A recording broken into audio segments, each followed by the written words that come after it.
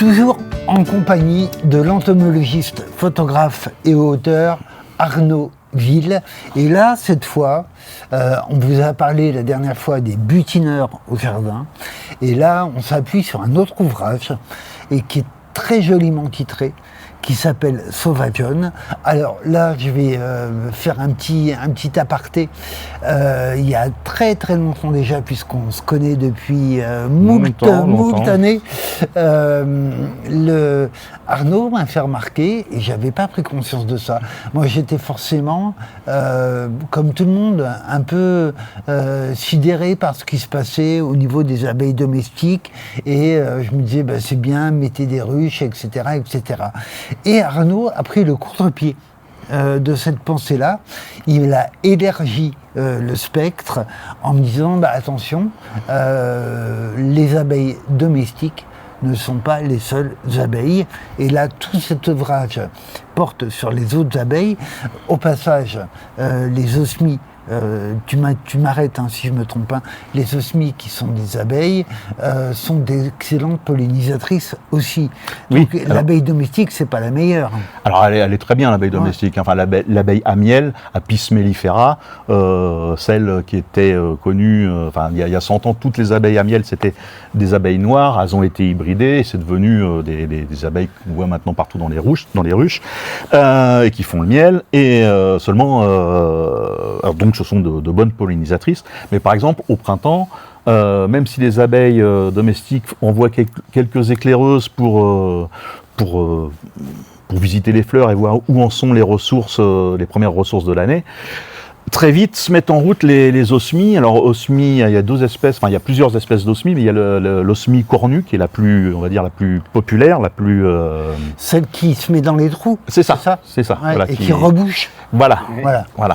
Elle est active dès 10 degrés, même moins, et elle visite les premières fleurs des vergers, et comme elle est très poilue, elle est très très efficace. Voilà. Alors, là, ça en sont d'autres, mais oui, c'est les... Et donc l'abeille domestique, c'est une bonne pollinisatrice, mais pas plus que, peut-être même moins que les bourdons, que les osmies et que plein d'autres abeilles qui sont, elles, plus ou moins spécialistes de groupes ou de familles florales. Il y a même des abeilles qui ne butinent qu'une fleur, même pas une famille, mais une fleur. D'accord. Voilà. Et donc, si les fleurs peuvent être butinées par plusieurs espèces d'abeilles, certaines abeilles ne butinent qu'une seule fleur. Voilà. D'accord. Alors tu faisais remarquer, d'ailleurs très justement, quand je me souciais pour les abeilles à miel, tu me disais, mais attends, il y a déjà plein de monde dans ton jardin.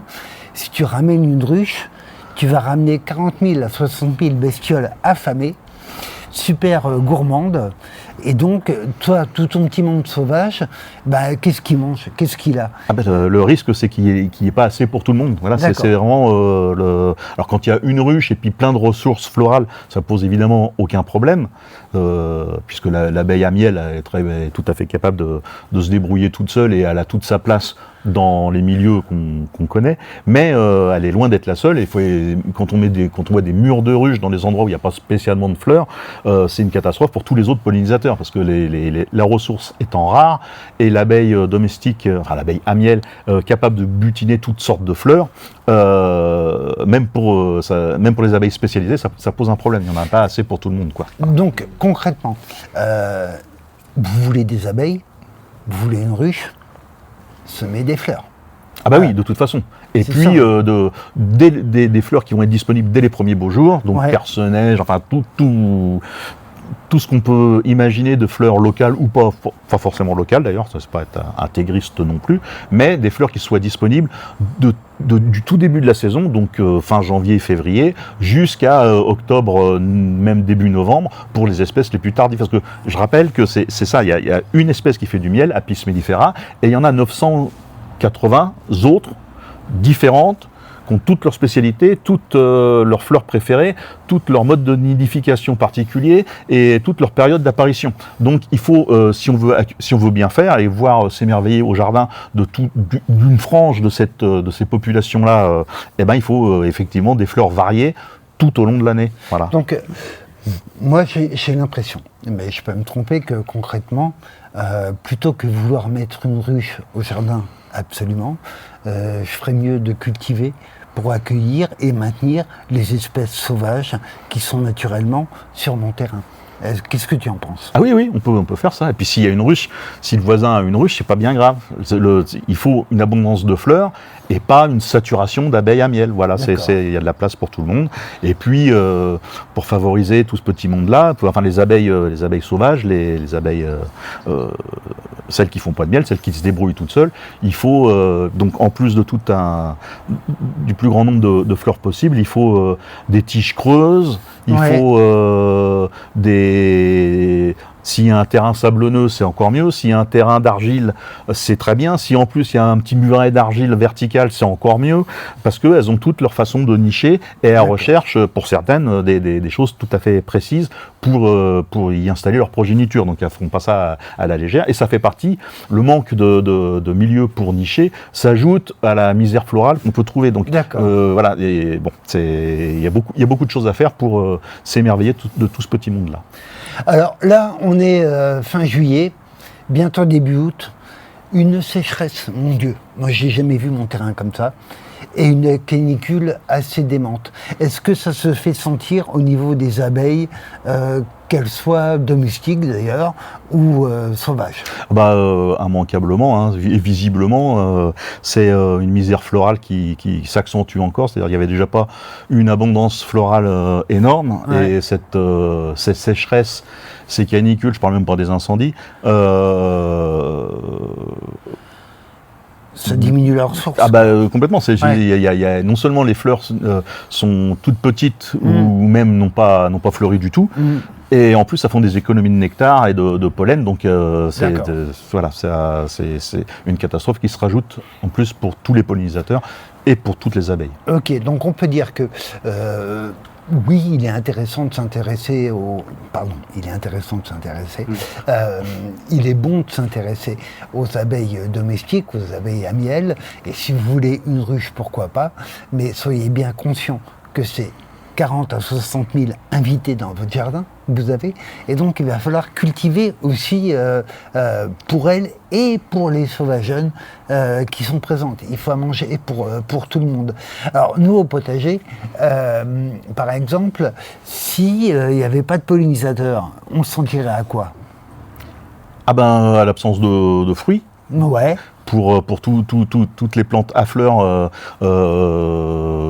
alors ça pourrait commencer par les fraises, les mûres de la haie, alors les courgettes, j'en parle même pas, enfin les cucurbitacées. Alors ça préserverait peut-être certaines hybridations non voulues, qui sont effectivement le fait d'une charmante abeille. Serratina cucurbitina, qui visite, qui alterne les fleurs de cucurbitacées, pas seulement, mais les fleurs de cucurbitacées principalement, et qui font obtenir aux jardiniers chanceux des hybrides inattendus. Assez dément. Alors, on va revenir sur du concret. Donc voilà, moi j'ai un potager. Je veux des abeilles, pourquoi pas domestiques, pourquoi pas sauvages. Sauvages, oui. J'ai pas de problème. Qu'est-ce que je cultive? Tu parlais tout à l'heure, alors visiblement, il faut, en plus des plantes potagères, il faut des fleurs aussi plus ornementales. Début de saison, par exemple. Les personnages. Les personnages, les pissenlits, les violettes, les crocus, on peut laisser pousser toutes celles qui sont arrivées toutes seules, les indigènes ou bienvenues, et puis après laisser dérouler le plus grand nombre de floraisons possibles et diversifiées pour répondre à tous les, aux besoins les plus courants de la multitude d'abeilles. Je rappelle quand même presque 1000 abeilles sauvages qui se débrouillent toutes seules pour une qui fait du miel. Alors elle est très bien, celle qui fait du miel, on l'aime beaucoup, mais faut pas oublier que dans les 1000 les presque 1000 autres, il y a tout un panel de petites spécialistes qui ne visitent que des astéracées ou enfin voilà du pollen facilement accessible, ou d'autres qui peuvent aller dans des corolles, aller chercher le nectar tout au fond, selon leur morphologie, c'est-à-dire la longueur de leur langue, leur taille, enfin, et puis il y a les resquilleuses aussi qui font des trous à la base des fleurs pour pomper sans s'embêter. Enfin, mais par contre, voilà, il faut la plus grande diversité florale et la plus longue possible. Alors, la dernière fleur au jardin, c'est quoi? Ah bah le lierre. Le lierre, c'est vraiment la dernière bombance, la dernière bamboche, voilà, où tous les pollinisateurs, qui passent l'hiver ou pas, viennent se régaler, prendre des forces. Et puis, alors pour le jardinier d'ailleurs, ou ses amis ou ses invités, se régaler de tout ce qu'il y a sur les fleurs de lierre voilà, septembre, octobre, même début novembre quand il fait beau. Regardez ce qui se passe, c'est un balai, c'est encore un balai pourvu que ça dure, incessant de pollinisateurs, les derniers cirfes, les papillons qui vont hiverner, les cétoines, alors il y a quelques frelons, il y a quelques guêpes, enfin voilà. Et puis il y a la petite abeille Colletes ederae qui ne butine strictement que les fleurs de lierre, et qui n'apparaît que à la toute fin d'août, mais le plus souvent en septembre, et qui se met tout de suite à butiner les premières fleurs, et qui, voilà, la dernière à apparaître ne butine que la dernière plante à fleurir. Ok. Le lierre, et cette petite colette-là, elle est mignonne comme tout en plus. Voilà. D'accord. Bon, bah, et a fait ses trous dans ces galeries en communauté, en bourgade, dans des terrains généralement secs, un peu des sols légers. Vous connaissez bien ça, vous les maraîchers là.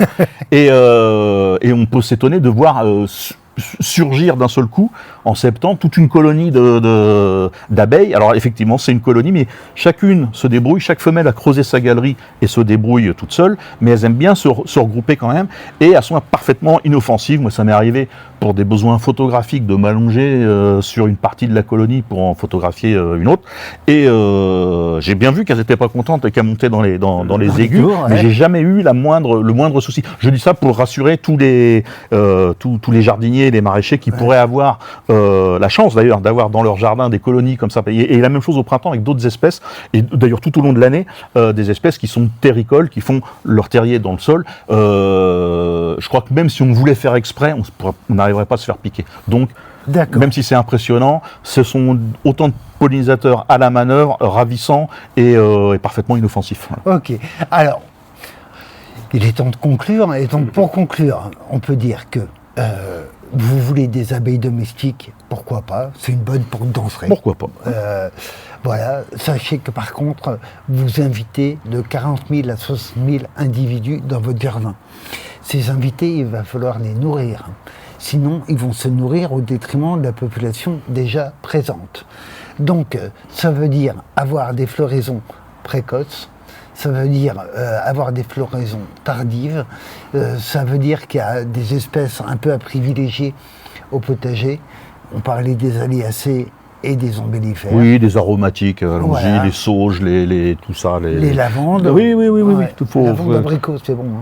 Hein. Donc, surtout, voilà, n'hésitez pas à vous faire plaisir. Néanmoins, si vous optez pour avoir une ruche d'abeilles à miel, cultivez pour elles, surtout, parce que sinon vous allez affamer tout le monde.